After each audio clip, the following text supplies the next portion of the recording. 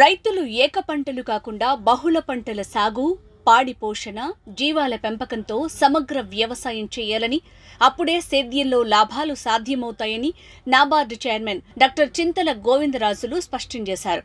పండించిన పంటకు విలువ జోడించి రైతే స్వయంగా మార్కెట్ చేసుకునే మెళకువలు తెలుసుకోవాలని సూచించారు. కర్షకులు సంఘటితమై రైతు ఉత్పాదక సంఘాలుగా ఏర్పడితే రుణాలు ఇచ్చి వారిని ప్రోత్సహించేందుకు నాబార్డు సిద్ధంగా ఉంటుందని తెలిపారు. రైతు నేస్తం ఫౌండేషన్ ఆధ్వర్యంలో నాబార్డు సహకారంతో గుంటూరు జిల్లా పుల్లెడుగుంట దగ్గరలో కొర్నపాడులో నిర్వహించిన సేంద్రియ సాగు, కషాయాలు, మిశ్రమాల తయారీ, ఆహార పంటలకు విలువ జోడింపు అవగాహన కార్యక్రమానికి గోవిందరాజులు ముఖ్య అతిథిగా హాజరయ్యారు. ఆహార పదార్థాల ప్రాసెసింగ్ యూనిట్లను సందర్శించారు. చిరుధాన్యాలు, మిరప, టమాటా, పప్పు ధాన్యాలు తదితర పదార్థాల ప్రాసెసింగ్ విధానాలు, ప్యాకింగ్ పద్ధతులను పరిశీలించారు. రైతు నేస్తం ఫౌండేషన్ ఆధ్వర్యంలో కొనసాగుతున్న శిక్షణ తరగతులు, సేంద్రియ పంటల సాగు, మిశ్రమాలు, కషాయాల తయారీ విధానాలను తిలకించారు.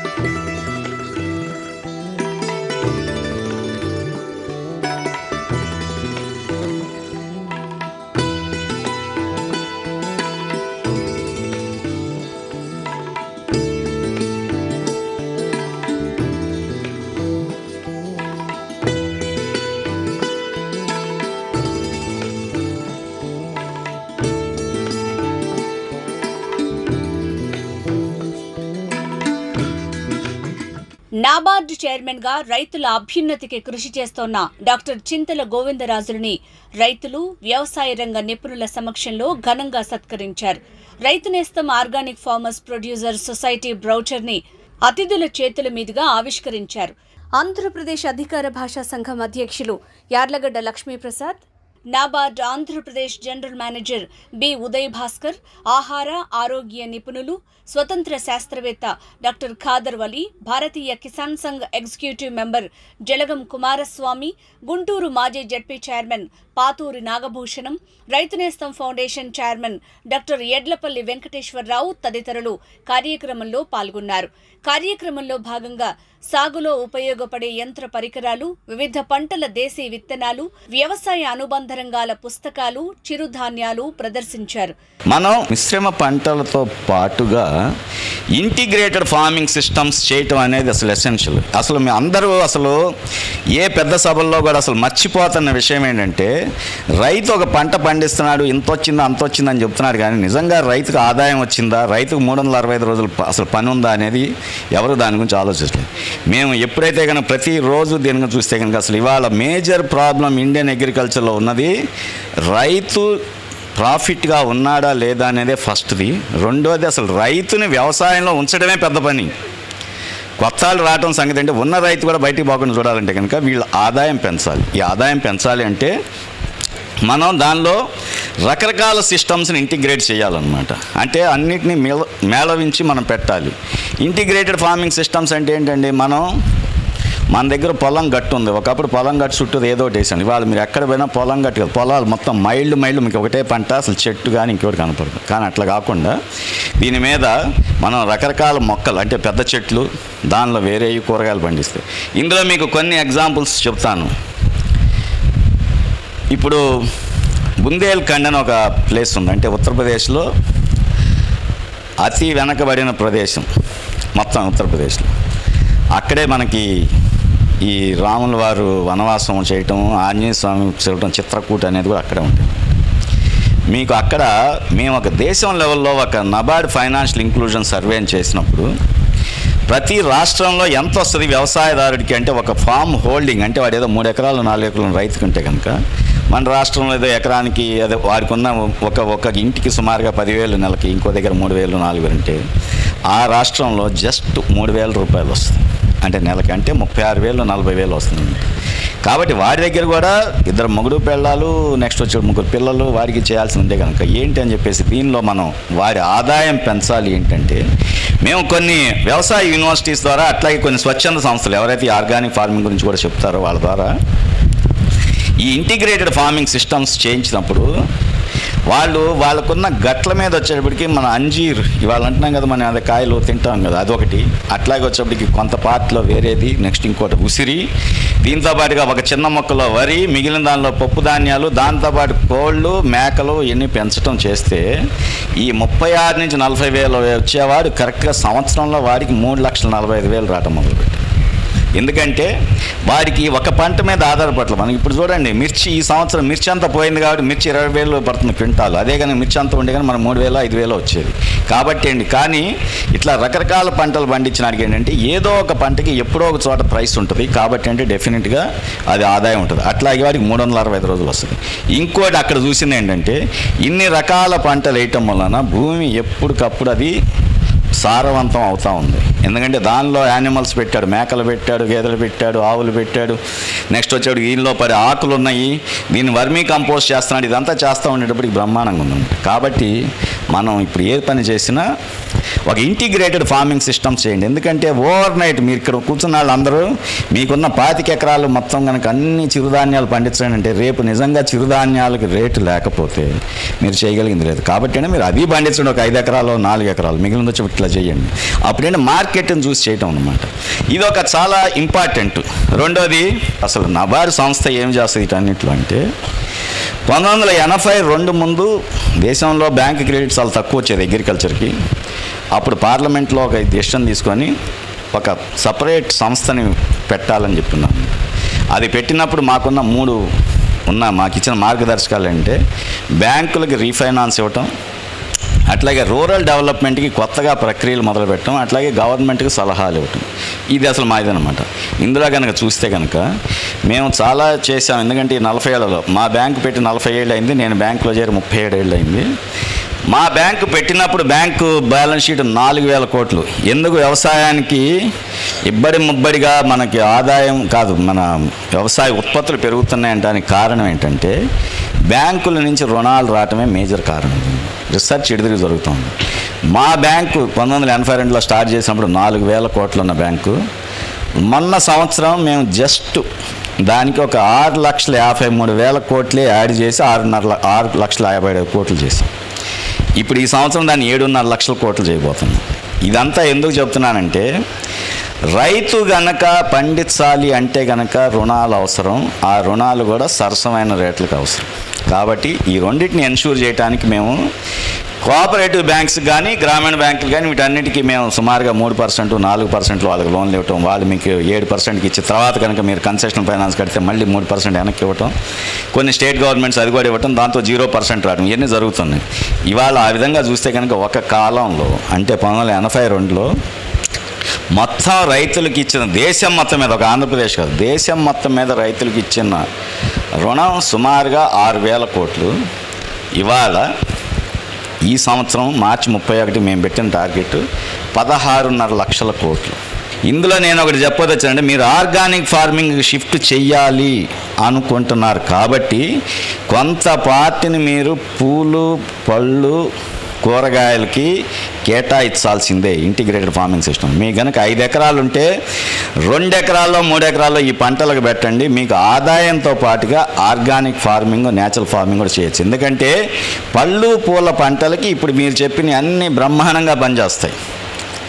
గోమూత్రంతో సంబంధించినవి కానీ ఈ పంచకావ్యాలు కానీ ఇంకోటి కానీ, ఎందుకంటే అది మొక్క మనకు ఒక చోట ఉంటుంది, దానికి కావాల్సిన రూట్ సిస్టమ్ ఒక చోట ఉంటుంది. అక్కడ కనుక మనం కనుక ఫోకస్డ్గా కనుక వీటిని అప్లై చేస్తే దీనిలో ఉన్న మైక్రోబియల్ యాక్టివిటీ మూలాన కింద ఉన్న ఆల్రెడీ ఫిక్స్ అయిపోయిన ఫాస్ఫరస్ కానీ నైట్రోజన్ కానీ ఇంకోటి కానీ అవన్నీ బయటికి రావటం, ఈ మొక్కకు రావటం, దీని మూలాన దీని నాణ్యత పెరగటం, దీని ఈల్డ్ పెరగటం, ఇదంతా బ్రహ్మాండం జరుగుతుంది. ప్లస్ రెండోది ఆర్గానిక్ ఫార్మింగ్ వలన ఉపయోగాలు ఉన్నాయా లేదా అంటే, ఇప్పుడు దేశమంతా మేము నబార్డు నుంచి గవర్నమెంట్ అదే కాకుండా నబార్డు కూడా ఆర్గానిక్ ఫార్మింగ్ పాలసీని మేము చాలామంది గ్రాంట్ రూపంలో ఇచ్చి ఎక్స్పెరిమెంట్లు చేస్తూ ఉంటాం. అట్లాగే వర్క్షాపులు కండక్ట్. నేను ఈ మధ్య జస్ట్ ఒక 20 రోజుల కిందట గ్వాలియర్ వెళ్ళున్నాను. అక్కడ మన కేంద్ర వ్యవసాయ మంత్రి తోమర్ గారు కూడా ఉన్నారు నాతో పాటు. మేమిద్దరం పోతే ఒక స్టాల్లో ఒక ఆవిడ, ముసలావిడ అనమాట, ఆవిడ అసలు చెప్పేది వింటే కనుక అసలు మంత్రి గారికి కూడా అసలు ఆశ్చర్యపోయారు అనమాట. ఆవిడ చెప్పింది మొత్తం అన్నీ కలుపుతుందన్నమాట, అన్ని డిమాన్స్ట్రేషన్ పెట్టేసి పంచకావ్యాలు, నియమాస్త్రాలు, ఫలానా అన్నీ చెప్తా. ఆవిడని అడిగాడు ఈయన, ఏమ్మా నువ్వేం చేస్తున్నావంటే, సార్ నేను లాస్ట్ 6 ఏళ్ల నుంచి తయారు చేస్తున్నాను, ఆవు పేడ ఆవు మూత్రం తీసుకొచ్చి కలుపుతున్నాను, దీంతో పాటు ఈ ఫలానా చేస్తున్నాను, ఈ చేసి నేను అప్లై చేస్తున్నాను, దీని మూలాన ఆవిడ చెప్పిన మాటలే, నాకు 1 కేజీ కూడా ఈల్డ్ తగ్గలేదు నేను పండించే పంటల్లో అనేసి, నేను ఒకసారి ఇది పండించడం మొదలుపెట్టిన తర్వాత వ్యాపారస్తులు ఫస్ట్ టైం నాకు 20 రూపాయలు చేసేది 25 రూపాయలు ఇచ్చారు, కానీ తర్వాత తినేవాళ్ళు చెప్పేసి వ్యాపారస్తుడి దగ్గరికి వచ్చేసి ఈ వ్యవసాయం ఇక్కడున్న వంకాయలో బెండకాయలో చాలా బ్రహ్మాండంగా ఉన్నాయని చెప్పడం వలన ఈవిడికి 35 రూపాయలు ఇస్తాను. ఆవిడ అదే అంటుంది, నాకు అసలు ఇప్పటి వరకు 6 ఏళ్లలో మార్కెట్లో 20 రూపాయలు ఉంటే ఎప్పుడు 35 రూపాయలు వస్తుంది, నాకు ఆదాయం బ్రహ్మాండంగా ఉంది. కాబట్టి మనం వ్యవసాయంలో ఈ న్యాచురల్ ఫార్మింగ్, ఆర్గానిక్ ఫార్మింగ్ చేయటం చాలా ఎసెన్షియల్. అది బాగా పనికొచ్చేది మాత్రం మనకి ఇందులో కూరగాయలు కానీ పళ్ళ పంటలో కానీ. అట్లాగే ఇప్పుడు కొర్రలు, సామలు, ఊదలు ఎన్ని అంటే అసలు అది మైనర్ మిల్లెట్స్కి అసలు వాటికి ఫెర్టిలైజర్ వేయకపోయినా కూడా కొంత వస్తుంది, ఎందుకంటే వాటి ప్రొడక్టివిటీ లెవెల్ అంత ఉంటుంది. అట్లాగే అవి ఎక్కడ ఉపయోగపడతాయంటే, అసలు ఈ చిరుధాన్యాలకి ఇంపార్టెన్స్ పెరగటానికి కారణం ఖాదర్వలి గారు ఎంతో ఆ సూర్యభగవానుడు అంతే.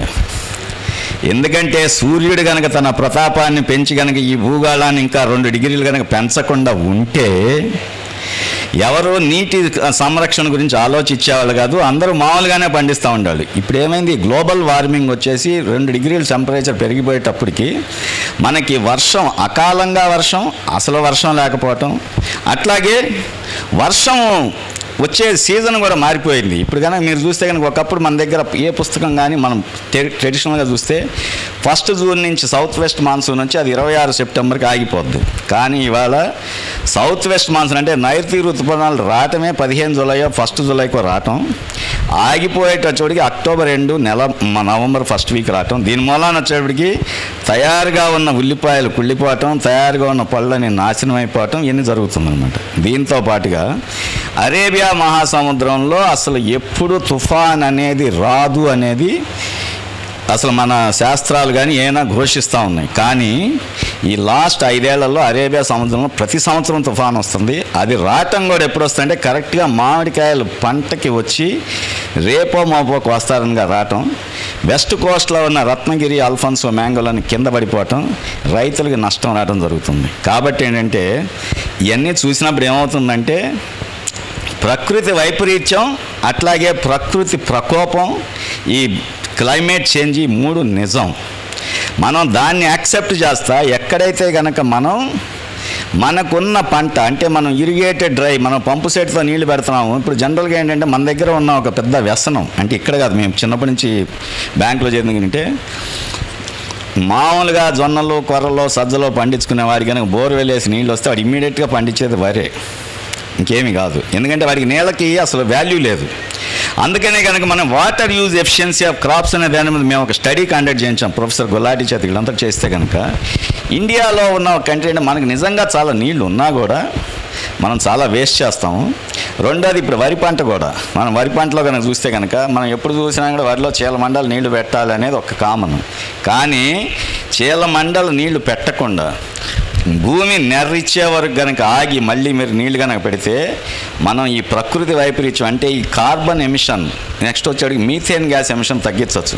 భూగోళం కనుక మనకి వేడి ఎక్కకుండా ఉండాలంటే కనుక మనం ఈ రైతులో చేసే వ్యవసాయ పద్ధతిలో మార్పు రావాలి. అదిగా చేసినాడు. ఎందుకంటే ఈ దేశంలో సుమారుగా 40 మిలియన్ హెక్టార్లు అంటే 4 కోట్ల హెక్టార్లలో మనం సుమారుగా వరి పండిస్తున్నప్పుడు ఆ వరి నుంచి వచ్చే ఈ మీథేన్ గ్యాస్ మీరు ఎప్పుడైనా చూడండి, మనం వరి పైరు మా పొలాల మధ్యలో పోతే మీకు నిద్ర వస్తుంది. ఆ నిద్ర రావడానికి కారణం అంటే ఒక మంచి సువాసన, అదంటే మీథేన్ గ్యాస్. దాన్ని మనం పీలుస్తాం, హాయిగా నిద్ర పడుతుంది. ఇదేంటంటే పైకి పోయేసి ఎప్పుడు అక్కడే గాలిలో ఉండిపోయి అది వచ్చేప్పటికి ఈ ఉష్ణోగ్రతను ట్రాప్ చేసి దీని మూలాన ఈ భూగోళం అంతా 2 డిగ్రీల సెంటీగ్రేడ్కి వేడెక్కిపోవడం జరిగిందనమాట. మనం గనక ఈ వరిని గనక పంట పండించే విధానం మారితే సగం ఆర్గానిక్ ఫార్మింగ్ చేసినట్టే. ఎందుకంటే మీరు పేడ వేసినా ఇంకోటి వేసినా ముందు అసలు దీన్ని పండించండి. అట్లాగే ఇవాళ ఈ క్లైమేట్ చేంజ్ ఉన్నదానికి మనకున్న నెక్స్ట్ ఏంటంటే క్లైమేట్ రెసిలియంట్ క్రాప్స్. అంటే కనుక ఇటువంటి ఉష్ణోగ్రతలను తట్టుకొని పెంచగలిగే పంటలు ఏంటి? ఎందుకంటే చివరికి మనిషి అనేవాడు పుడితే కనుక మీరు భగవద్గీతలో కృష్ణుడు ఒక పద్యంలో చెప్తాడన్నమాట. అర్జునుడు అడుగుతాడు, అందరూ అడుగుతారు, కృష్ణ నువ్వు ఎక్కడున్నావు, గుళ్ళో ఉన్నావా, బళ్ళో ఉన్నావా, నాడు నేడు ఉన్నావా, ఎక్కడున్నావా అని చెప్పేసి. కానీ కృష్ణుడు చెప్తాడు, నేను అక్కడ లేను, ఇక్కడ లేను, నేను ప్రతి బతికి ఉన్న జీవి జఠర రసంలో ఉన్నానని చెప్పాడు. అంటే ప్రతి జీవికి ఉన్న ఆకలయ్యే పదార్థం జఠర రసం ఏది ఉంటుందో అదే కృష్ణుడు. మనం కృష్ణుడికి పూజ చేయాలంటే ప్రతిరోజు దాన్ని జఠర రసాన్ని తగ్గించడానికి అన్నము ఏదో ఒకటి పెట్టాలి, అన్నం కానీ జొన్నలు కానీ ఇంకోటి.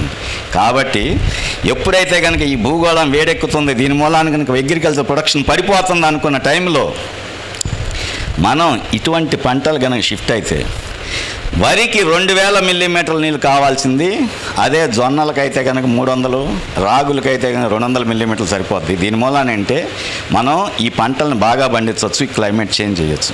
కాబట్టి ఏంటంటే ఎందుకు అసలు మనం కొద్దిగా ఈ ఆర్గానిక్ని పండించాలి. పర్టికులర్గా ఏంటంటే మిగిలిన నాటికంటే కూడా అసలు అతి ఇంపార్టెంట్ అయింది కూరగాయలు. ఎందుకంటే కూరగాయలు కనుక మనం చూస్తే మనం ఎక్కడైనా మార్కెట్ పోయి వంకాయ నవనవలాడిపోతుంది, బెండకాయ బాగా గ్రీన్గా ఉంది అంటే వాడు ఆల్రెడీ కెమికల్లో ముంచేసి మనకి అమ్మేస్తున్నాడు. మనం ఏమవుతున్నాడు చాలా బ్రహ్మాండంగానే కొంతమంది మరీ అతి చేసేవాళ్ళు ఏంటంటే దాన్నే పచ్చిది కొరికేస్తారు. అంటే వీడేంటంటే 1 లీటర్ ఎండ్రిని శుభ్రంగా తాగేస్తున్నాడు. కాబట్టి ఎప్పుడైతే కనుక ఈ మనము బాగా నవనవలాడే ఉండాలి తినాలి. అందుకని నేను బొంబాయిలో మా ఇంటి పక్కన పెద్ద మండి ఉంది, మన నాగభూషణం గారికి తెలుసు, కుర్లా మండి. అక్కడికి పోయినప్పుడు నేను ఆయన చాలా మామూలుగా చూస్తా, పుచ్చు వంకాయలు ఉన్న లాట్ ఏదో చూసి అక్కడ మంచి ఏరుకొని కొనేవాడిని అనమాట. వాడు ఆశ్చర్యపడి, ఏం సార్ ఇంత చదువుకున్నాడు ఇది కొంటారేంటి అది కొనండి అంటే, వంకాయల్లో పుచ్చు ఉంటాయని దీనికి ముందే లేదు కాబట్టి అది హ్యాపీ. అదే కనుక మొత్తం నవనవలాడితే కనుక అదంతా మందులో కలపడమే కాదు మందులో కూడా దింపాడని చెప్పేసి అనుమానం. కాబట్టి మనం కూరగాయలు పళ్ళు ఏదైతే డైరెక్ట్గా తింటామో వీటికి ఆర్గానిక్ కల్చర్ చేయటం అనేది చాలా ఇంపార్టెంట్.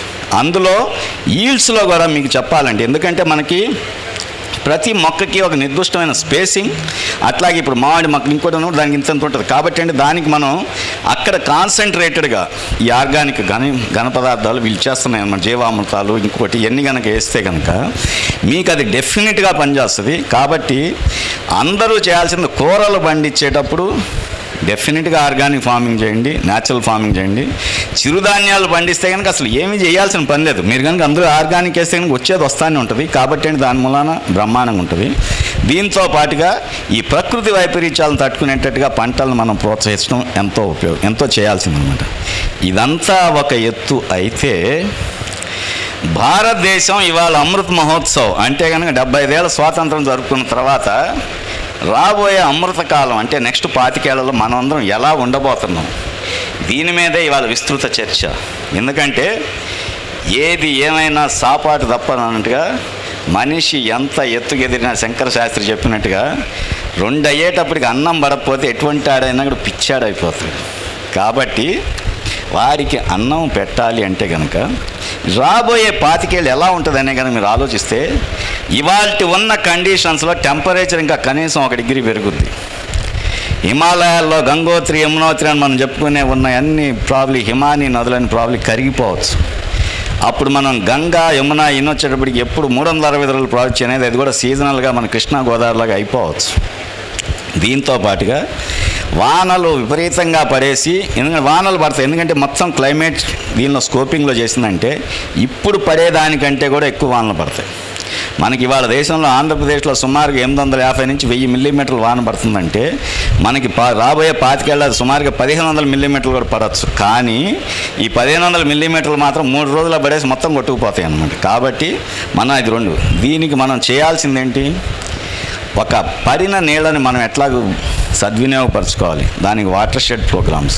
అట్లాగే ఈ వాటర్ షెడ్ అనేది ఏంటి, మన నీళ్ళని ఎక్కడైతే వస్తుందో పడిన దాన్ని అక్కడ మనం నిల్వ ఉంచుకుంటాం. దానికి రకరకాల టెక్నిక్స్ ఉన్నాయి, ఇంకోటి ఉన్నాయి. అది చేస్తా దాని ఆధారితంగా దాని మీద మన పళ్ళ తోటలో కూరగాయలు చేస్తే వీటికి తక్కువ ఐటమ్స్. ఎందుకు నేను ఇది చెప్తున్నానంటే, మనం అందరం వరి వరి వరి వరి అని పండిస్తూ ఉంటాం, బాగానే ఉంది. లేదంటే షుగర్ కేన్. వరిలో మనకి ఎంత వస్తుందండి? నిన్నే నేను అక్కడ వెస్ట్ గోదావరిలో అడిగాను, ఎకరానికి 32 క్వింటాలు 30 క్వింటాలు వేసుకుంటే కనుక ఇవాళ వచ్చే 2000 రూపాయలకి 60,000 వస్తుంది.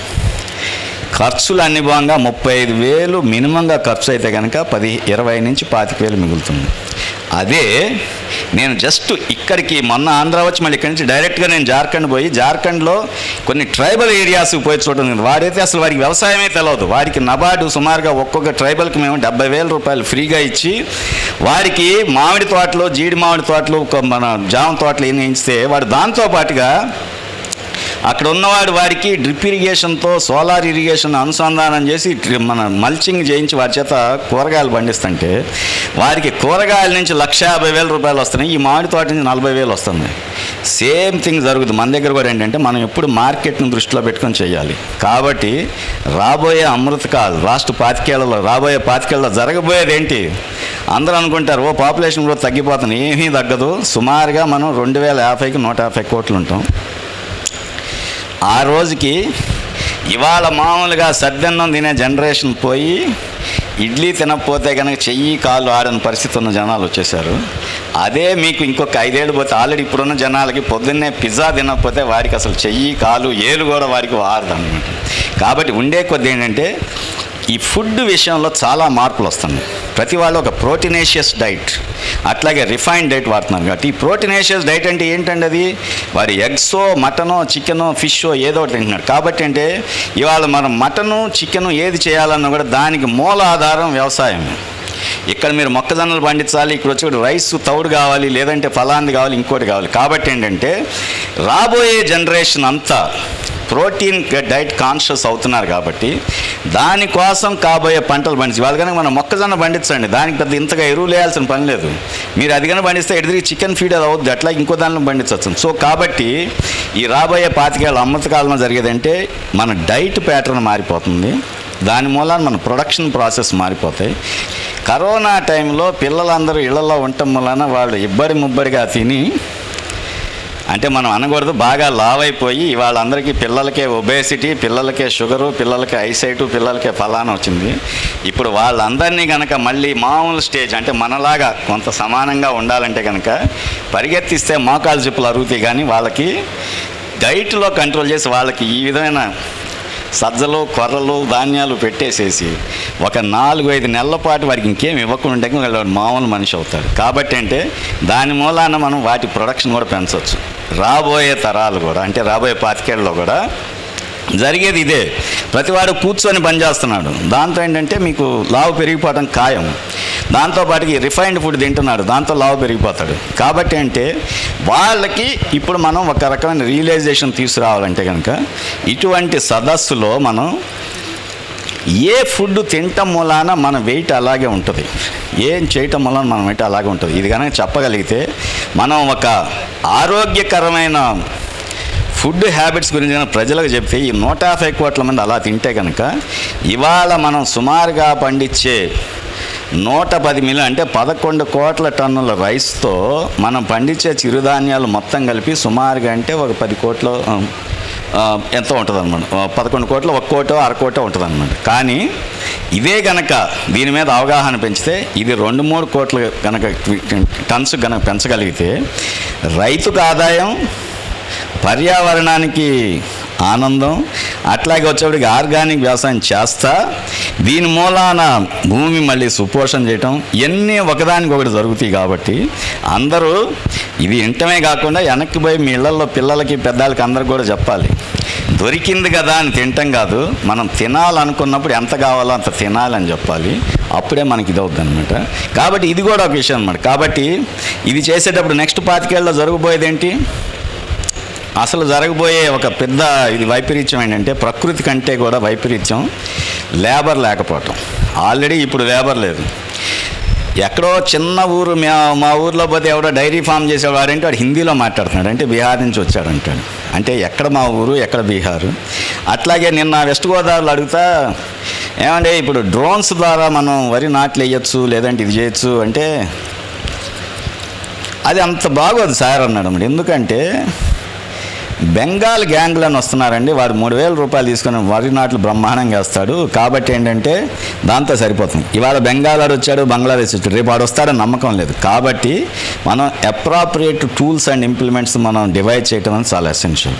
ఇప్పుడు కనుక చూస్తే ఈ రైతు నేస్తం వాళ్ళు నిజంగా చెప్పాలంటే కనుక వెంకటేశ్వరరావు గారిని అభినందించాల్సింది. ఎందుకంటే రాబోయే సీజన్ కంటే టైంలో నెసిటీ ఏంటంటే మనకి కూలి వాళ్ళు దొరకరు, పెద్ద పెద్ద ట్రాక్టర్లు నడపడానికి లేదు. కాబట్టి చిన్న ట్రాక్టర్ మోటార్ సైకిల్ ఆనిచ్చి చేయటం లేదంటే హోండా మోటార్ పెట్టేసిన చిన్న బడిలో ఇంకోటి ఏ రైతుకు ఆ రైతు చేసుకునేటటువంటిది చెయ్యాలి. కాబట్టి ఇది అసలు ఎసెన్షియల్. అట్లాగే అమెరికాలో ఇప్పుడు ఆల్రెడీ ఒక రీసెర్చ్ ఆల్మోస్ట్ అయిపోయింది. మనుషుల్లాగా 2 కాళ్ళ మీద నడిచే రోబోట్స్ ఆల్రెడీ వచ్చినాయి. అది మనిషిలాగానే కూర్చొని కలుపు తీస్తుంది, లేదంటే కనుక ఎగదోస్తుంది, ఇంకోటి చేస్తుంది. ఇవాళ కాకపోతే 10 ఏళ్ళలో అది వస్తుంది. కాబట్టి అది వచ్చిందంటే కనుక ఇవాళ మనం రైతులు అనుకున్నాలంటే నేలలో పొలంలో దిగి బురదతో అనుకున్న వాళ్ళందరూ రైతులు ఓన్లీ దే బికమ్ మేనేజర్స్. ఇప్పుడు డ్రోన్ ఆపరేటర్ కానీ ఎలా చేతిలో చిన్న రిమోట్ పట్టుకొని అటు ఇటు తిరుగుతాడు, రైతు కూడా చిన్నది అది పట్టుకొని ఆ రవ్వబట్టిని పెడితే ఈ రైల్లో కలుపు తీయ ఫలానా చెయ్యి అనుకుంటా ఉంటాడు అన్నమాట. నీకు రాబోయే పరిస్థితి కూడా అదే అనమాట. కాబట్టి మనం దానికి కూడా మనం రెడీ అయిపోవాలి. అది వచ్చిన టైంలో కలుపు తీయటం అనేది జరిగితే మనం కలుపు తీసి బయట పారేస్తాం, కలుపుని దానిలోనే దున్నేయండి, ఆర్గానిక్ యాజ్ ఇట్ ఈస్గా అయిపోయింది. అట్లాగే వచ్చాడు ప్లాస్టిక్ మల్చి చేయండి. మీరు కనుక కూరగాయలు పండిస్తుంటే ఓపెన్గా చేయాల్సిన పనే ఉందండి. ప్లాస్టిక్ మల్చి చేసి చిన్న బొక్కలు పెట్టి చేస్తే కనుక అసలు కలుపు అనేదే లేదు, మీకు కూలీలతో పెద్ద పని లేదు. ఇవన్నీ కనుక చేస్తే కనుక మనం ఆర్గానిక్, దాంతోపాటుగా ఈ డ్రిప్ ఇరిగేషన్లో మనం ఈ జీవ పదార్థాలు ఇప్పుడు వీళ్ళు పండించిన అన్నీ కూడా నేను ఆల్రెడీ కొన్ని చోట్ల చూస్తున్నాను. అసలు డ్రిప్ ఇరిగేషన్లో మొత్తం ఈ జీవామృతాలు ఎన్ని వాళ్ళు నీళ్లు కలపటం చేయటం బ్రహ్మాండం జరుగుతుంది. ఒక చోట అయితే నేను చూసింది ఈ జీవామృతాన్ని డ్రిప్ ఇరిగేషన్లో ఇచ్చిన దానిమ్మకాయలు ఎంత నిగారింపు ఎంత సైజు ఉందంటే పక్కనే ఉన్న కెమికల్ వేసిన దానికి అంత లేదు. కాబట్టి అంటే ఇదన్నీ రాబోయే సమయంలో జరిగేది. కాబట్టి ఇవాళ నుంచి మనం చేయాల్సిందంటే ప్రతి రైతు ఒక 2 ఆవులు 2 గేదెలు పెట్టుకుంటాం చాలా ఎసెన్షియల్. కష్టం అనుకోకుండా చెయ్యాలి. అది దానికి వచ్చే పేడ కానీ యూరిన్ కానీ అన్నీ ఉపయోగాలే. దాంతోపాటుగా ఇవాళ మనం ఇందాక ఇది చెప్తా మనం దీంతో చిన్న ఉండలు చేస్తున్నాను. మీకు అదే పూనాలో ఒక కంపెనీ అయితే అసలు మొన్న మేము తోమర్ గారు ఉన్నప్పుడు పెద్ద డెమాన్స్ట్రేషన్ చేశాడు. పూల కుండీలు అసలు మట్టితో ఎందుకు చేయాలండి, మట్టి కుండీ మనం కనుక ఒకసారి దాన్ని కాలిస్తే రాబోయే 10,000 సంవత్సరాలు కూడా అది భూమిలో కలవదు. ఒకసారి కాల్చిన తర్వాత అది మట్టి కాదు. కానీ ఎందువల్లనే మనం హరప్పా మోంజదార ఎప్పుడుదో అది, కానీ ఇప్పుడు కూడా అక్కడ ఏదో పెంకులు దొరికినాయి కొండలు దొరికినాయి అని చెప్తాం. అదే ఈ పేడతో చేసిన కుండీ పూల కుండీని మిషన్ వచ్చింది. అది కనుక చేసి కనుక వాడితే మీకు 5 ఏళ్ల పాటు ఉంటుంది, దాని తర్వాత అది మట్టిలో కలిసిపోద్ది. కాబట్టి మనం అటువంటివి కూడా చేయటం. దీనివల్ల ఏంటంటే పేడకి విపరీతమైన ధర. మీరు కనుక చూసే ఉంటారు మొన్న వారణాసి మీటింగ్లో ప్రధానమంత్రి గారు చెప్తా పేడకి గోమూత్రానికి రేట్లు పెడుతున్నామని చెప్తున్నారు. అంటే రాబోయే పరిస్థితులు అదే ఉంటుంది. కాబట్టి ఇక్కడ కూడా కనుక మీరు ఎన్ని చేయగలిగితే ఇదే ఆవు మనకి బర్డెన్సమ్ అనిపించదు. ఎందుకంటే దాని పేడే మనకి సుమారుగా వచ్చేప్పటికి సంవత్సరానికి 5,000 3,000 రూపాయలు రావటము, అట్లాగే ఇంకోటి అది వేరే పనులు చేయటము. కాబట్టి అందరూ ఆవులు పెంచండి, దాంతోపాటుగా ఎన్ని చేయండి. దీంతో మీ ఆరోగ్యం, మీ కుటుంబానికి ఆరోగ్యం, దాంతోపాటుగా భూమి మళ్ళీ వెనక్కి రావటం, వీటితో పాటుగా మనందరికీ ఆరోగ్యం. ఇది కనుక చేస్తే రాబోయే 25 ఏళ్ళు అమృతకాలం అనే దానిలో కొత్త టెక్నాలజీని తీసుకుంటానే పాత టెక్నాలజీని ఉంచుకుంటా భూమిని సంరక్షించుకుంటా మనందరం ఆనందంగా నెక్స్ట్ వచ్చేప్పటికి హెల్దీగా ఉంటాం అనేది చాలా ఇంపార్టెంట్. ఆ రోజుకి భారతదేశం అగ్రికల్చర్ ఎలా ఉంటుందని ఎవరో అడిగితేనే చెప్పున్నాం. ఇవాళ మనం ఇచ్చే 16 లక్షల కోట్ల వ్యవసాయ రుణాలు 2030కే సుమారుగా 30 లక్షల కోట్లు అయిపోతాయి. మనకి అగ్రికల్చర్ ఎక్స్పోర్ట్స్ ఇవాళ మనం $40 బిలియన్ చేస్తుంది. రాబోయే 2-3 ఏళ్లలో అది వచ్చేప్పటికి $100 బిలియన్ అయిపోతుంది. కాబట్టి మనం అది చేయాలంటే ఎందుకు చేయాలంటే ఇప్పుడు మేము నబార్డ్ అండ్ ఎపెడా, మీరందరూ వినే ఉంటారు ఎపెడా గురించి, agriculture and processed food export development authority. అక్కడ ఉన్న ఎండి గారు, నేను చైర్మన్ అయిన తర్వాత చాలాసార్లు మాట్లాడుతూ ఉంటాడు. మేము కలిసి ఒక ప్రోగ్రామ్ చేస్తున్నాం. ఈసారి వాళ్ళని ఇక్కడికి తీసుకొచ్చి రైతు నేస్తం ప్రోగ్రాం చేస్తాను. ఎందుకంటే మనం ఇక్కడ మిర్చి పండిస్తున్నాం, లేదంటే ఫలాన్ని పండిస్తున్నాం, కానీ ఇంత పండించిన తర్వాత అక్కడ అరేబియాలో ఉన్న షేక్ దీన్ని రిజెక్ట్ చేస్తున్నాడు. ఎందుకంటే ఇందులో పెస్టిసైడ్ ఎక్కువ ఉంది. ఇందులో మీకు అసలు ఒక ఎగ్జాంపుల్ చెప్తాను. ఈ మధ్య నేను కర్నాల్ హర్యానాలో వెళ్ళినప్పుడు రైతులు రాత్రి 9 గంటలకు వెయిట్ చేస్తున్నారు నా కోసం. ఎందుకంటే లేదు సార్, నబార్డ్ వాళ్ళు ఒక మంచి ప్రాజెక్ట్ చేశారు, దాన్ని మీరు చూడాలని చెప్తున్నాను.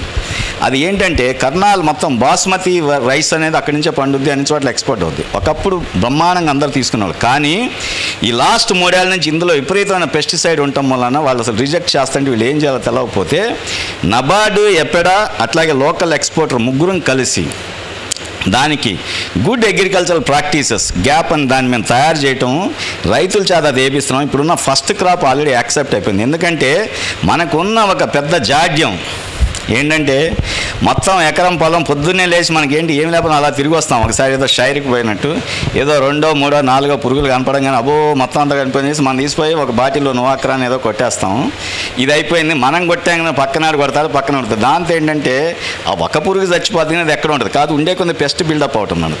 దాని మూలన మనం ఏంటి ఇట్లాగూ అసలు 2 సార్లు 3 సార్లు కొట్టమని పెస్టిసైడ్ని 10 సార్లు 25 సార్లు కొట్టడం, రేపో మాపో హార్వెస్ట్ చేసేదాని మీద మనం కొట్టడం అంటే కాయ కోసిన తర్వాత దానిలో మిరపకాయ మీద మీరు తింటే మీరు కారం తింటలేదు, పెస్టిసైడ్ తింటున్నారు అనమాట. ఇది మనమంటే ఇండియాలో మన పొట్టలన్నీ ఏంటంటే అంటారు కదా చుండూరు మిషన్ లాంటిది, ఎంత వేసినా కూడా ఏం కాదని చెప్పేసి. కానీ బయటాడికి అలా కాదు, వాడికి చిన్నగా కొద్ది కారంలో అటు ఇటు అయినా కూడా వాడికి అసలు పర్మనెంట్గా లోపల కూర్చోవాల్సిందే వాడు. కాబట్టి అటువంటి వాళ్ళు కొనాలి అంటే కనుక గుడ్ అగ్రికల్చర్ ప్రాక్టీసెస్ చేయాలి. ఏమేంటి చేయాలి, దాని ప్రోటోకాల్స్, ఏ కంట్రీస్లో ఏ పెస్టిసైడ్స్ బ్యాన్ అనే కనుక తెలుసుకుంటే కనుక మనం చేయొచ్చు. దీన్ని చేయటానికి ఫార్మర్ ప్రొడ్యూసర్స్ ఆర్గనైజేషన్స్ అందరూ రైతులు సంఘటితం అయ్యి మనం కనుక ఒక చోట పండిస్తున్నామంటే దీనికి ఉన్న 500 మందో 300 మందో 1000 మందో ఒకే విధమైన పెస్టిసైడ్స్, ఒకే విధమైన పెస్టిసైడ్ షెడ్యూల్స్, ఒకే విధమైన పెస్టిసైడ్ రెసిడ్యూస్ ఇవన్నీ కనుక ఉంటే కనుక మన ప్రోడక్ట్కి వాల్యూ పెరుగుద్ది.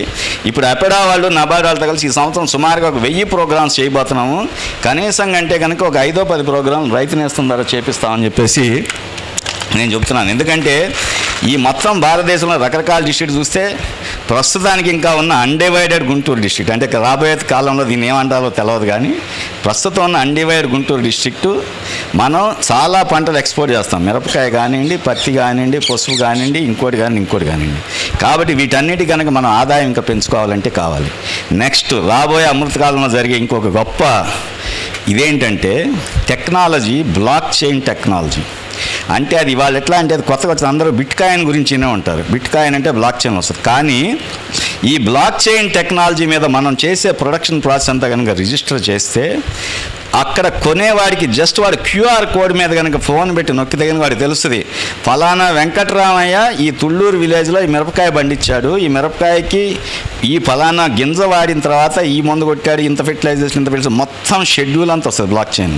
దాని మూలనంటే ₹10 చూడు ₹25 వస్తాయి. ఇది మేము నబార్డ్ ఒక అగ్రి ఇంక్యుబేషన్ సెంటర్స్ మేము కొన్ని యూనివర్సిటీ ఇచ్చాము. మదురైలో ఇచ్చినప్పుడు అందులో ఈ బ్లాక్ చైన్ టెక్నాలజీ పెడితే ఒక అరటికాయ ఎక్స్పోర్టర్ నేను వెళ్ళినప్పుడు వచ్చి చెప్పాడు అనమాట, సార్ అసలు ఇది ఎంత అద్భుతమైన ప్రక్రియ అంటే మీరు నమ్మరన్నాడు. ఏంటంటే నేను లాస్ట్ 25 ఏళ్ళ నుంచి ఈ అరటికాయలు ఎక్స్పోర్ట్ చేస్తున్నాను స్పెయిన్కి, ఇటలీకి. నాకు సుమారుగా $1 కిలోకి $1 వస్తుంది. ఈ బ్లాక్ చైన్ టెక్నాలజీలో పెట్టిన తర్వాత అదే కిలో బనానాకి నాకు $4 వస్తుంది. ఎందుకంటే అవతలాడికి నమ్మకం. ఇప్పుడు మనం ఆర్గానిక్ ఫార్మింగ్లో ఒక్కటే ఉన్న డ్రాబ్యాక్ ఏంటంటే కొనేవాడికి మనం చేసింది ఆర్గానికా కాదా అనే నమ్మకం ఉందా అనేది మనకు తెలియదు అనమాట. మనం ఏంటి దీనికి సర్టిఫికేషన్ చేయించాలంటే కాస్ట్ ఎక్కువ, అందుకని చెప్పేసి మనం ఏదో పీజీఎస్ సర్టిఫికేషన్ పెట్టాం. కానీ పీజీఎస్ సర్టిఫికేషను అది పెద్ద లీగల్గా వ్యాలిడ్ కాదు. కొనేవాడికి నిజంగా ఇది ఆర్గానిక్ కాదా తెలవాలంటే కనుక మనం మన ప్రొడక్షన్ ప్రాసెస్ ఎఫ్పిఓస్ అన్ని కనుక ఈ బ్లాక్ చైన్ టెక్నాలజీ మీద కనుక పెడితే కొనేవాడు ఈ ఊరాడు కానీ బయట ఊరాడు కానీ బయట దేశం కానీ ప్రతి వాడికి తెలుస్తుంది అనమాట ఇది. అప్పుడు అసలు మన గురించి మనం ఏం చేయాల్సిన పని లేదు. కాబట్టి ఫ్యూచర్లో జరిగేది అంటే ఇవే వ్యవసాయం ఉంటుంది, ఇంతమంది రైతులు ఉంటారు, ఇంతకంటే ఎక్కువ పండిస్తారు. కాకపోతే ఇంతకంటే ఆదాయం పెంచుకోవాలంటే కనుక టెక్నాలజీతో పాటుగా ఈ organic plus natural farming plus reduction of the inputs వీటిని కనుక మనం చేసుకోగలిగినాడు రైతులు సుభిక్షంగా ఉంటారు, దేశం ఆర్థికంగా ముందంజ చేస్తుంది, అట్లాగే అందరూ ఆరోగ్యం ఉంటుంది. వీటన్నిటితో పాటుగా ఒకటి చెప్పేది అంటే అసలు ఈ వ్యవసాయంలో మహిళల పాత్ర ఏంటి అనేది అసలు అన్నింటిలోకి అన్నమాట. ఆత్మనిర్భర్ భారత్ అని స్లోగన్ ప్రధానమంత్రి గారు ఇచ్చినప్పుడు ఒకసారి నాకేదో అవకాశం వస్తే నేను ఒకటే మాట చెప్పినాను, సార్ ఆత్మనిర్భర్ భారత్ కనుక చేయాలంటే ఒకటి ఆత్మనిర్భర్ రైతు, రెండోది ఆత్మనిర్భర్ మహిళ. ఆత్మనిర్భర్ రైతు అంటే కనుక మనం చెప్పిన ఎన్ని పనికి వస్తాయి. ఆత్మనిర్భర్ మహిళ అంటే ఎంతోమంది మహిళలు కూడా వ్యవసాయం చేస్తున్నా సుమారుగా దేశ జనాభాలో 50% ఉన్న మహిళలు పెద్దగా ఎక్కువ పని చేయరు. వాళ్ళు ఇంట్లో పనులు చేస్తూ ఉంటే దానికి ఒక క్వాంటిఫికేషన్ లేదు. వాళ్ళందరికీ ఏంటంటే మన జీవితంలో పెద్దగా మనం ఏం చేయలేకపోతున్నాం అని ఒక నిరాశ నిస్పృహ ఇవన్నీ ఉంటాయి. అందుకని వాళ్ళందరినీ సంఘటితపరిచి సెల్ఫ్ హెల్ప్ గ్రూప్స్ అనో ఇంకోటనో ప్రోగ్రామ్ చేయటం అనమాట. ఇప్పుడు వ్యవసాయంలో కనుక చూస్తే చాలా చోట్ల మహిళల ఎఫ్పిఓస్ ఉన్నాయి. అది మీరు జార్ఖండ్ చూడండి, బీహార్ చూడండి, లేదంటే విశాఖపట్నం చూడండి, ఇంకో దగ్గర చూడండి, మొత్తం మహిళలే ఎఫ్పిఓ చేస్తున్నారు. మొన్న జార్ఖండ్ పోతే ఒక ఆవిడ అంటే ట్రైబల్ ఉమెన్, అసలు మనం ఎంత ఆశ్చర్యపోయానంటే ఆవిడ చెప్తా, ఒక 8 ఏళ్ల కిందట అసలు నాకు అసలు ఏంటో తెలవదండి, ఏదో మా తండాలో ఉంటాం బతుకుతా ఉన్నాము. ఒకరోజు వచ్చేసి ఇలాగే నబార్డ్ వాళ్ళు వేరే వాళ్ళు బ్యాంక్ వాళ్ళు వచ్చేసేసి మీరందరూ సెల్ఫ్ హెల్ప్ గ్రూప్స్ ఫామ్ అవ్వండి ఫామ్ అయ్యాము. దాని తర్వాత మాకేదో స్కిల్ డెవలప్మెంట్ ట్రైనింగ్ ఇచ్చారు, దాని తర్వాత ఇంకో ట్రైనింగ్ ఇచ్చారు. దాంతో ఏంటంటే మనం కూడా ఏదో చేసుకోవచ్చు అన్న ఒక ఆలోచన వచ్చినప్పుడు ఈ ఎఫ్పిఓస్ గురించి చెప్పడం జరిగింది. మేమందరం ఎఫ్పిఓస్ ఫామ్ చేసుకొని చేస్తుంటే ఇవాళ ఆవిడ అంటే ఒకప్పుడు అసలు అక్షరం తెలవని ఆవిడ, అట్లాగే పలకం బల్ప పట్టుకుని ఆవిడ ఇవాళ లాస్ట్ ఇయర్ మేము 70 లక్షలు టర్న్ ఓవర్ చేసాం, ఈ సంవత్సరం 1,50,00,000 చేస్తున్నాము.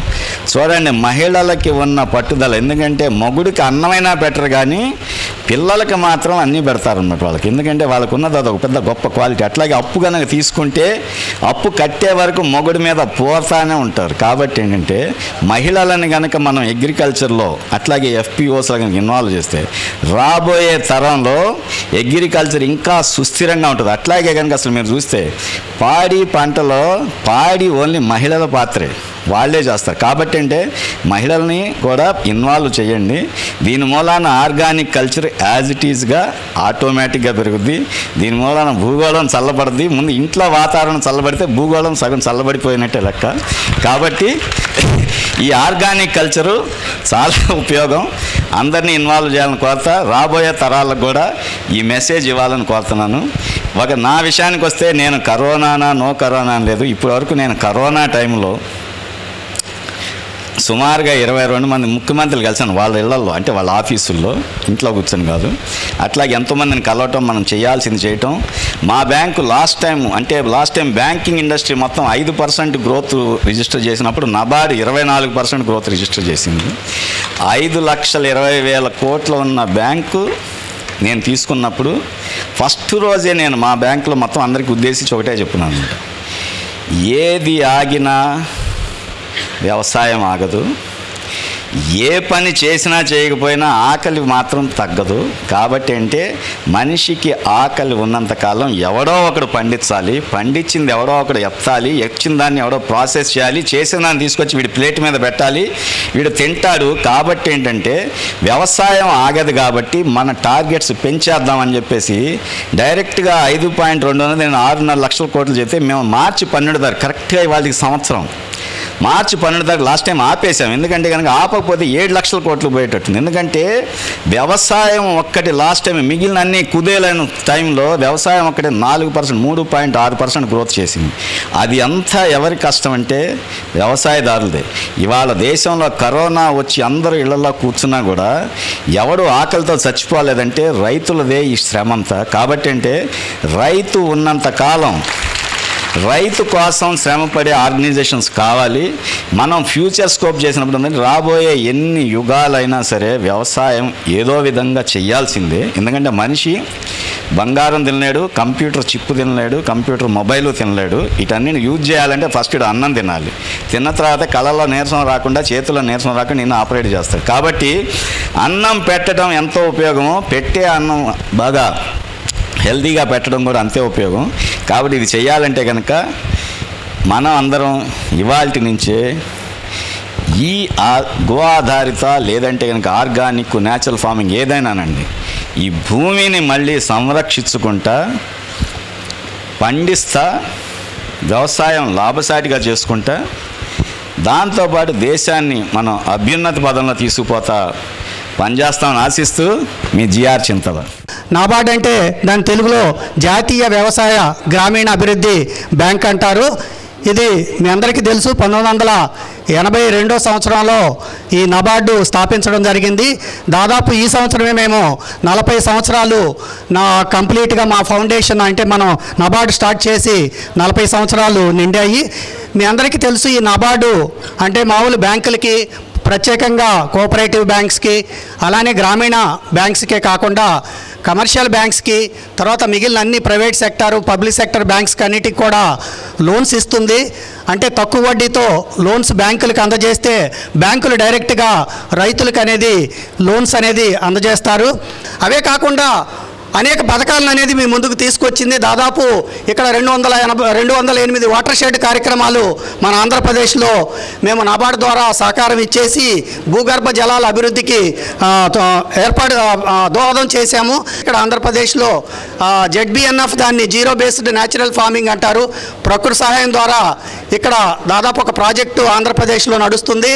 దానికి తగ్గట్టుగా మా నాబార్డు కూడా ఆ ప్రాజెక్టుని పైలట్ బేసిస్లో అంటే ఈ యొక్క ప్రాజెక్టు గో ఆధారిత ఈ ప్రకృతి వ్యవసాయానికి అంటే ఏదైతే మనం రకరకాల కషాయాలు తర్వాత వీటికి సంబంధించిన గో ఆధారిత సంబంధించిన చేసుకొని వాడుతున్నామో వాటిని అంటే కరెక్ట్గా అంటే ఎలాంటి భూసారం ఎలా పెరుగుతుంది మైక్రోబియల్ యాక్టివిటీ ఏదైతే ఎలా పెరుగుతుందని చెప్పేసి పైలట్ ప్రాజెక్టులో కూడా ఈ యొక్క కార్యక్రమంలో నాబార్డు పాల్గొనడం జరిగింది. ఇలానే దాదాపు ఫామ్ ప్రొడ్యూసర్ ఆర్గనైజేషన్ అని చెప్పి దాదాపు ఆంధ్రప్రదేశ్లో మేము 360 ఇక్కడ రైతు ఉత్పాదక సంఘాలు అని అంటాము. అది నాబార్డు ఆధ్వర్యంలో దాదాపు రైతులందరినీ కూడా సంఘటితం చేసుకొని వాళ్ళకందరికీ గిట్టుబాటు ధర వచ్చి వాళ్లే కలిసి కలెక్టివ్ మార్కెటింగ్ కలిసి ఉత్పత్తులు ఏదైతే తయారు చేసుకుంటారో పెట్టుబడి తగ్గించుకొని తర్వాత వాళ్ళందరూ కూడా కలిసికట్టుగా మార్కెట్ చేసుకోవాలని చెప్పి ఈ ఫామ్ ప్రొడ్యూసర్ ఆర్గనైజేషన్స్ అనేది ముందుకు తీసుకొచ్చి దాదాపు 360 పైచీలకు ఈ ఫామ్ ప్రొడ్యూసర్ ఆర్గనైజేషన్ రైతు ఉత్పాదక సంఘాలకి నాబార్డు సహాయం అందిస్తుంది. మన చిరుధాన్యాలు అంటున్నాము సపరేట్గా విజయనగరం శ్రీకాకుళం కొన్ని జిల్లాల్లో ప్రత్యేకంగా చిరుధాన్యాలకు సంబంధించినటువంటి మిల్లెట్ సంబంధించిన యాక్టివిటీస్కి నాబార్డు సహకారం చేస్తుంది. అంటే వాటిని వ్యవసాయాన్ని పెంచడమే కాకుండా వాటికి ప్రాసెసింగ్ చేసుకోవటము అంటే మిల్లెట్ ప్రాసెసింగ్ వాటికి సంబంధించిన మిషనరీ వీటన్నిటికి కూడా నాబార్డు ముందుండి ఇవన్నీ తీసుకెళ్తుంది. అలానే మీ అందరికీ తెలుసు అంటే మనం ఆర్గానిక్గా అమ్మాలి అంటే మనకి సర్టిఫికేషన్ కావాలి. దాన్ని మనం మొత్తం కూడా రైతులందరూ కూడా గ్రూప్ లాగా ఫామ్ అయితే దాన్ని PGS సర్టిఫికేట్ అనేది ఇస్తాము. ఇంకొక 2-3 నెలల్లో గవర్నమెంట్ ఆఫ్ ఆంధ్రప్రదేశ్ ఇక్కడ కూడా సపరేట్గా మనము న్యాచురల్ ఫార్మింగ్ ప్రమోట్ చేయడానికి ఆర్గానిక్ పాలసీ అనేది తయారు చేస్తుంది. కాబట్టి ఆ పాలసీతో కూడా నాబార్డు జతకట్టి ఇంకా రైతు సోదరుల్ని ఈ యొక్క ప్రకృతి వ్యవసాయం సేంద్రీయ వ్యవసాయానికి ముందంజతో తీసుకెళ్తామని కోరుకుంటూ ఈ అవకాశం ఇచ్చిన అందరికీ కూడా పేరు పేరున ధన్యవాదాలు తెలియపరుస్తున్నాను. మిశ్రమ పంటలు అంటే అన్ని రకాలైన పంటల్ని మిశ్రమంగా చేయకూడదు. వరి బియ్యం పక్కన కొర్రలు పంచితే అది మిశ్ర బియ్యం కాదు, అంతా గడ్డి మొక్క అది. సో కొర్రలు సామెలు అరికలు అన్నీ పెంచుతున్నాం సిరిధాన్యాలు అనుకో. అలా మిక్స్ అంటే అది కాదు మిక్సు. ద్విదళ బీజ ధాన్యం ఒకటి ఉండాలి. దానికి తోడు ప్రకృతి పరంగా సేంద్రియ వ్యవసాయం అంటే ఈ క్రిమి కీటకాలు వస్తే దానిలను దూరం ఉంచుకునేదానికి పువ్వులు, చేమంతి పువ్వులు, సూర్యకాంతి పువ్వులు, గోంగూర పువ్వులు, ఇవి ఆ క్రిమి కీటకాలను సహజంగా ప్రకృతి పరంగా ఆహ్వానించి వేరే మొక్కల్ని ఈ క్రిమి కీటకాల నుంచి దూరం చేసి దిగుబడిని నాశనం లేకుండా చేసుకునే ఇది ఇలాంటి అనేక రకాలైన వైవిధ్యమైన పంటల్ని మనం మన భూముల్లో 1 ఎకరా ఉన్నా కానీ 10 రకాలైన పంటల్ని ఇలా సంయోజన చేసుకొని చేయటమే నిజమైన ప్రకృతి వ్యవసాయం. సిరిధాన్యాలు మాత్రమే అందులో పీచు పదార్థం ఉండడం వల్ల, అసలు ఆ పీచు పదార్థం వల్లనే దీనికి ఆ అద్భుతమైన గుణాలు ఉన్నాయి. అందువల్లనే భూమిని కూడాను సారవంతం చేయగలుగుతుంది. కంకి కట్టినప్పుడు పక్షులు, అనేక రకాలైన పక్షులు సిరిధాన్యాల పొలాలకు వస్తాయి. అవి వేసే పిక్కలతో భూమి ఇంకా సారవంతాన్ని పుంజుకుంటుంది. ఆ పిక్కలు వేస్తున్న ఆ పిక్కల్లో ఉన్న సూక్ష్మజీవులు, అనేక రకాలైన విత్తనాలు, దానికి తోడు కొన్ని క్రిముల, పక్షులు క్రిముల్ని తింటాయి. ఆ క్రిముల మాంసము, అందులో ఉన్న నైట్రోజను, నత్రజని, ఇలా సిరిధాన్యాలు పెంచడం వల్ల మీరు వచ్చిన ఆ నిస్సారాన్ని, సిరిధాన్యాలు పెంచడం వల్ల గాలిలో తేలాడుతున్న అన్ని అంశాలని పక్షుల మూలకంగా నీ భూమిలో అందజేసేట్టు చేస్తాయన్నమాట. అంటే మీరు సిరిధాన్యాలు తింటే నాకు డయాబెటీస్ బాగవుతుంది, బీపీ బాగవుతుంది, ఇది బాగవుతుంది అని అనుకుంటున్నారు. కానీ నిస్సారమై ఇసుక లాంటి భూమి తయారవుతున్న భూముల్ని కూడాను మళ్ళా సారవంతం చేయాలంటే పెద్ద ఎత్తున 1000 ఎకరాలు కాదు, లక్షల ఎకరాలు ఇప్పుడు భూమి పాడైంది. ఆ భూముల్ని మళ్ళా మనం సారవంతం చేసుకోవాలంటే ప్రపంచంలో ప్రకృతి పరంగా ఉన్న ఒకే ఒక్క వరం, మనం మళ్ళా సిరిధాన్యాల్ని ఆ పాడైన భూముల్లో పెంచుకోవాలి. మన జీవితంలో ఆశ్చర్యాలు చాలా చూస్తూ ఉంటాం. కొన్ని ఆశ్చర్యాలు మన కళ్ళ ముందే మళ్ళీ సాకారం అవుతూ ఉంటాయి. 20 సంవత్సరాల క్రితం నేను వెంకటేశ్వర అమెరికాలో పర్యటిస్తున్నాం. అప్పుడు వెంకటేశ్వర మొట్టమొదటిసారి అమెరికా పర్యటన. నేను అప్పుడు 6 నెలలకు ఒకసారి తిరిగి వచ్చేవాడిని. ఈయన వచ్చిన దగ్గర నుంచి పళ్ళ తోటల మీద పశువులు, ఆవు పాలు ఎట్లా తీస్తారు, ఆవులు ఎట్లా కట్టేస్తారు, ఈ ఫార్మ్స్ ఇవన్నీ చూపించమని హింస పెడుతున్నాడు. తీసుకెళ్తాం, తోటలు చూపిస్తాం, పొలాలు చూపిస్తాం, అన్నీ చూపిస్తాం. అంటే మనం చేసిన చాలా ఉందని చెప్పి ఆయన రైతు నేస్తం మొదలుపెట్టాడు. నేను చూసాం. కాబట్టి మన కళ్ళ ముందే అద్భుతాలు చేసి చూపిస్తారు వీళ్ళు. మన తెలుగువాడుగా గోవిందరాజు గారు ఈ రోజున సమున్నతమైనటువంటి పదవి, రైతు కష్టాలు, బాధలు ఇవన్నీ కూడా తెలిసి వ్యధా దుఃఖం తెలిసిన మనిషి. ఈరోజు the helm of affairs in the agricultural banking system కాబట్టి మనకు లాభం జరుగుతుందని చెప్పి ఆశిస్తూ నేను సెలవు తీసుకుంటున్నాను. ఈ ఏదైతే గో ఆధారిత వ్యవసాయం అని చెప్తున్నారో, ప్రకృతి వ్యవసాయం అని చెప్తున్నారో, రకరకాల సేంద్రియ వ్యవసాయం అని చెప్తున్నారో, రకరకాల పేరుతో వ్యవసాయాన్ని మనం పిలుస్తున్నామో, ఆ వ్యవసాయాన్ని మొత్తానికి ఆధారం ఏదైనా ఉన్నదంటే అది పశు సంపద, అది గోవు. కాబట్టి ఆర్గానిక్ వ్యవసాయం మంచిగా జరగాలి, ప్రకృతి వ్యవసాయం మంచిగా జరగాలి, గో ఆధారిత వ్యవసాయం మంచిగా జరగాలి, మనం లాభాలు పొందాలి, మన తాతలు పొందినట్టుగా గౌరవాన్ని మళ్ళీ మనం పొందాలి అన్నట్టయితే మనం ఆ పని చేయవలసిందే. కాబట్టి ఆ గౌరవాన్ని మళ్ళా మన రోజుల్లో, పాత రోజుల్లో ఏదైతే ఉన్నదో, వ్యవసాయం అంటే ప్రథమం, మధ్యమం వ్యాపారం, అధమం ఉద్యోగం అనేటువంటి చాకిరీ అనేటువంటి మాట అనేదో మళ్ళా అదే రిపీట్ కావాల్సిన అవసరం ఉన్నది. కాబట్టి గ్రామాల్లో ఇంత మునుపు ఇప్పుడు చూపించిన వెంకటేశ్వరరావు గారు చూపించిన యంత్రాలన్నీ కూడా ఇంత మునుపు గ్రామాల్లో ఉండేటివి, ఇప్పుడు అన్ని నగరాలకు వెళ్ళిపోయినాయి. అందుకని మళ్ళీ గ్రామాల్లో రావాలని చెప్పేసి గ్రామాభివృద్ధికి సంబంధించినటువంటి ఒక బ్యాంకు యొక్క చైర్మన్ గారిని మళ్ళీ ఇక్కడ గ్రామంలోకి తీసుకొచ్చారు. అయ్యా మా గ్రామాన్ని చూడండి, మళ్ళీ గ్రామాల అభివృద్ధి జరగాలంటే తప్పనిసరిగా గాంధీ గారి యొక్క కళ ఏదైతే ఉందో ఆ కళ నెరవేరాలంటే, రామరాజ్యం రావాలన్నట్టయితే మళ్ళీ గ్రామాలన్నీ కూడా సుఖంగా ఉండాలి. కాబట్టి ఇది అన్ని గ్రామాల్లోకి రావాలి. అన్ని గ్రామాల్లోకి వస్తే గ్రామాల్లో ఉన్నటువంటి ఉపాధి ఇంకెవ్వరు ఇవ్వలేరు. ఈ దేశం ప్రపంచంలో ఈ యొక్క దేశంలో ఎవరైనా అన్నం పెట్టాలంటే అది గ్రామమే అన్నం పెట్టాలి. ఆ గ్రామాన్ని అభివృద్ధి చేయాలంటే, గ్రామంలో ఉన్నటువంటి వాళ్ళు సుఖంగా ఉండాలంటే మీరు కూడా దానికి తగినంత న్యాయం చేయాలని చెప్పి కోరుకుంటూ, రైతుల ఐక్యత వర్ధిల్లాలి, రైతుల ఐక్యత వర్ధిల్లాలి. మీరు ఒకసారి గుర్తుపెట్టుకోండి, మనం ఇవాళ రిఫైండ్ ఆయిల్ తాగుతూ ఉన్నాం, దానివల్ల క్యాన్సర్ వస్తుంది, అల్సర్లు వస్తూ ఉన్నాయి, షుగర్ పెరుగుతూ ఉంది. మీరు అదే గానికి నూనె తాగితే మీకు నేను రాసిస్తాను, నేను వాడుతున్నా. నేను రోజుకి 50 గ్రాములు ఆవు నెయ్యి తాగుతా. నాకు 35 సంవత్సరాల నుంచి కూడా నా వెయిట్ 70 కిలోలే. కానీ అందరూ అడుగుతారు, మరి మీరు ఎప్పుడు ఇలాగ నా 10 అయిపోయి 15 ఏళ్ళైంది, మీ అందరూ తెలిసి ఇక్కడ చాలామంది ఉన్నారు ఇక్కడ ఉన్నప్పుడు. అయినా ఎందుకున్నామంటే 2 మంచి అలవాట్లు, మంచి ఆహారం తినడం అలవాటు చేసుకోవాలి. ఇక్కడ మీరందరూ కూడా ఎట్టి పరిస్థితుల్లోనూ పాడి పంట అనేది 2 కళ్ళు లాంటి. పాడి లేదే పంటలో ఉపయోగం లేదు. ఎందుకంటే ఆవు ద్వారా లేదా గేదెల ద్వారా వచ్చే పెంట పోగుని మనం వ్యవసాయంలో వాడితేనే మనం సక్సెస్ అవుతాం తప్పితే ఏదో మనం త్వరగా మందులు కొట్టేసి బలాలేసి మనం ఉంటే నెక్స్ట్ మన పిల్లలకి మన భూమిని పనికి రాని భూమిని ఇచ్చే పరిస్థితి ఉంది. దయచేసి మీరు అందరూ కూడా మీరు ఒకటే గుర్తుపెట్టుకోండి, మంచి ఆహారం తింటే ఆరోగ్యం బాగుంటుంది. మనం ఏదో ఒకటి తిని లోనకు పంపించేసి మన బాడీని ఇబ్బంది పెట్టే కంటే కాస్త కష్టమైనా సరే మీరు ఈ ఆర్గానిక్ వ్యవసాయాన్ని, ప్రకృతి సేంద్రియ వ్యవసాయాన్ని, మరి రైతు నేస్తం వెంకటేశ్వరరావు లాంటి గారిని, కాదలవరి గారిని, మన కుమార్ సంఘ్ గారిని, వీళ్ళందరికీ కూడా మరొకసారి ధన్యవాదాలు తెలుపుకుంటూ నాకు అవకాశం ఇచ్చినందుకు మరొకసారి మీ అందరికీ కూడా దగ్గర సెలవు తీసుకున్నాను. జై హింద్.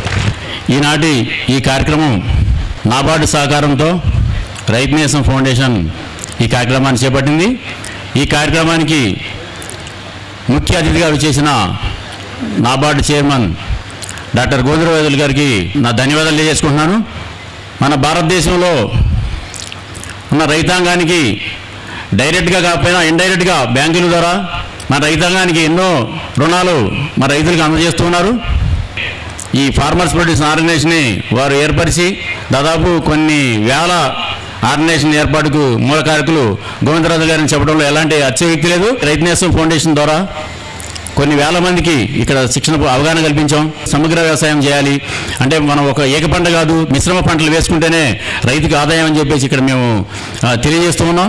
ఆ విధంగా అందరూ కూడా మిశ్రమ పంటలకు వెళ్ళి అందరూ కొంత లాభపడుతున్నారు. దాన్ని ఏ విధంగా అమ్ముకోవాలి, మార్కెటింగ్ ఎలా చేసుకోవాలని కూడా మేము ఇక్కడ ఈ ఫౌండేషన్లో ట్రైనింగ్లో ఒక భాగంగా చేస్తాం. చాలా క్లాసులు కూడా నిర్వహించడం జరిగింది.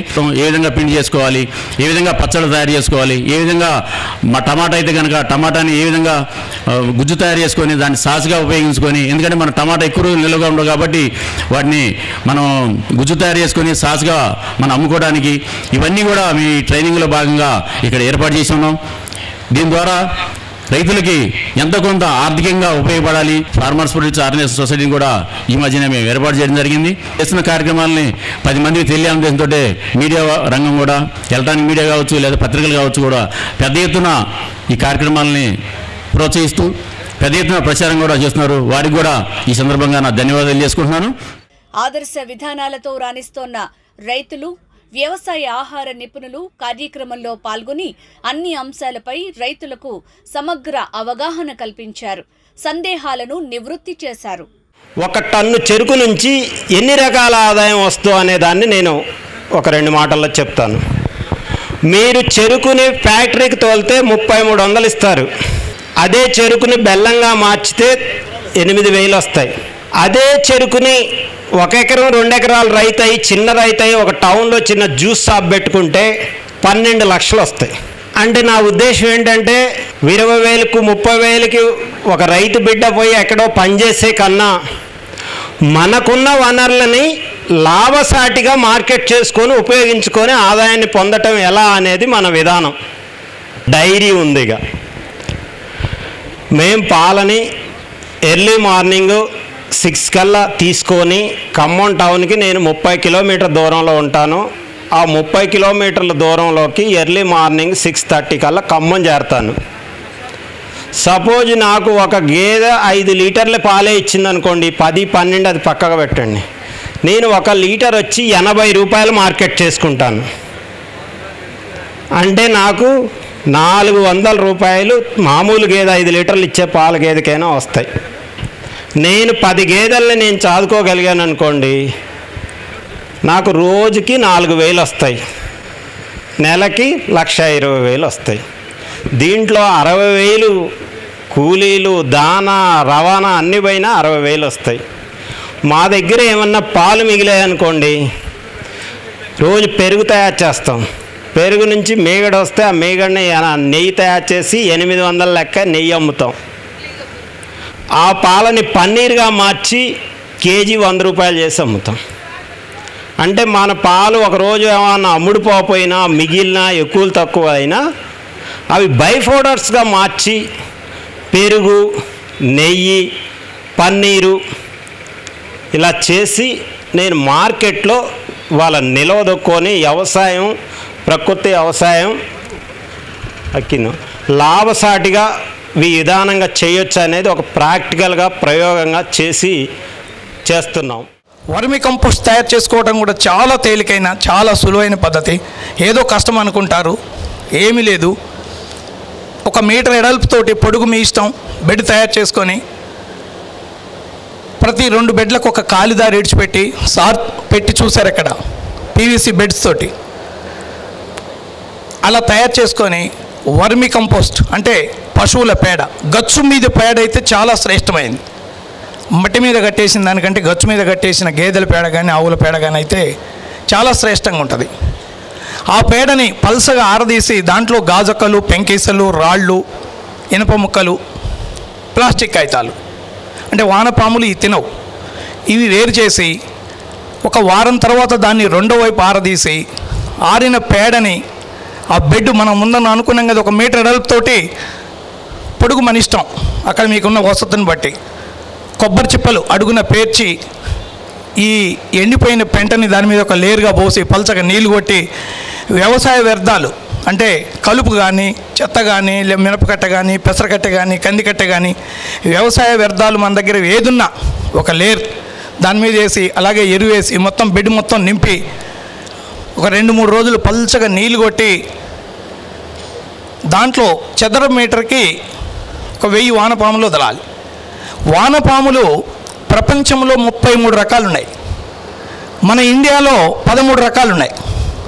13 రకాలలో కూడా అతి శ్రేష్టమైన రకం ఏంటంటే ఐసీనియా పొటీడా.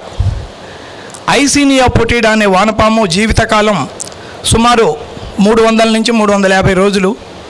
350 రోజుల తర్వాత వానపాము చనిపోతుంది. దాని జీవితకాలంలో 250 పిల్లలు ఇస్తుంది. అంటే 1 వానపాము 1 సంవత్సరంలో 250 వానపాములు అవుతాయి. వానపాముకి ఎక్కువ పిల్లలు పెట్టే సామర్థ్యం ఉందన్నమాట. అవి 2 ముక్కలుగా విడిపోయినా కానీ 2 బతుకుతాయి, మధ్య కట్ అయినా కానీ దానికి అలా పెట్టాడు.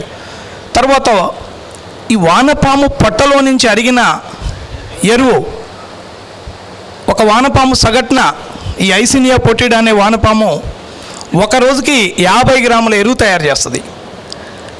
అంటే ఈ వానపాము పొట్టలో నుంచి వచ్చిన ఎరువులో నత్రజని, భాస్వరము, పొటాషే కాకోకుండా ఒక 14 రకాల ఉప పోషకాలు కూడా ఉంటాయి. గంధకం, మాల్దిబినం, ఐరన్, కోబాల్ట్, రకరకాల ఉప పోషకాలు పైరుకు కావాల్సింది. మనం యూరియా వేస్తే ఓన్లీ నత్రజని వస్తుంది, డిఏపి వేస్తే ఓన్లీ భాస్వరం వస్తుంది, పొటాష్ వేస్తే పొటాషే వస్తుంది. కానీ అదే వానపాముల ఎరువు వేయటం వల్ల మనకి పైరుకు కావాల్సిన అన్ని రకాల పోషకాలు అందుతాయి.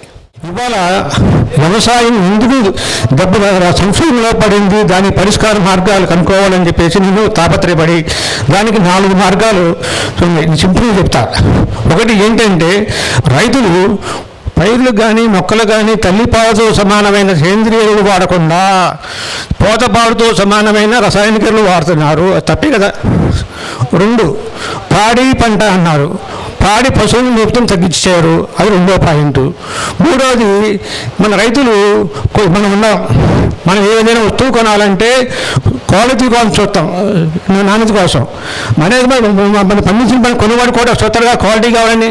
మనం పండించే పంట మీరు అని చూస్తున్నారా? అది మనం పండించే పంట క్వాలిటీ ఉండాలని మీరు ప్రయత్నం చేస్తున్నారా? ఇవాళ మనం పండించే పంట క్వాలిటీ లేక ఎవరో కొంటలా. ఇవాళ మనం పండించే పంట ఎలా ఉందంటే నవమోసాలు మోసి ఆడమనిషి ప్రసవైనాక ప్రేమతో పసిబిడ్డగా పాలు ఇద్దామంటే ఆ పాల విషం ఉందండి మనం పండించే పంట. మరి ఎవరు కొంటారండి? కొందరు. కాబట్టి మన క్వాలిటీ కోసం ప్రయత్నం చేయాలి. 4వది ఏంటంటే మన సరుకుని మనం అమ్ముకోవాలి. నేను 100 ఎకరాల వ్యవసాయానికి చేస్తున్నాను. నా ఉత్పత్తిని నేను అమ్ముకుంటే కనుక బయట రైతుల కన్నా కూడా ఎకరానికి 30,000 అదనం ఆదాయం వస్తుంది. అంటే 100 ఎకరాల మీద 30 లక్షల ఆదాయం వస్తే ఆస్కారం ఉంది. దీనికి కావాల్సింది ఏంటయ్యా అంటే పక్కన గోశాల ఉండాలి. నేను రైతు నేస్తం ఫౌండేషన్ ద్వారా సేంద్రియ వ్యవసాయానికి నేర్చుకున్నాను. ఆ మొట్టమొదటి క్లాసు ఉన్న తర్వాత ఇక పసుపు అనేది అంతకుముందు రసాయనిక వ్యవసాయం చేసేవాడిని. ఆ వ్యవసాయం ఎలా చేయాలి అని తెలిసిపోయిన తర్వాత నేను అంతకుముందు కాటన్ వేసిన ఫీల్డ్లో ఇంతకుముందు తీసి తగలబెట్టేసేవాళ్ళం. ఇక ఈ క్లాస్ నుంచి వెళ్ళగానే ఇక రోటావేటర్ చేసాం. రోటావేటర్ వేసేసి భూమిలో కలయిదున్నేసేసి పెద్ద పెద్ద ముద్దులింటి వేరేసేసి నాగలు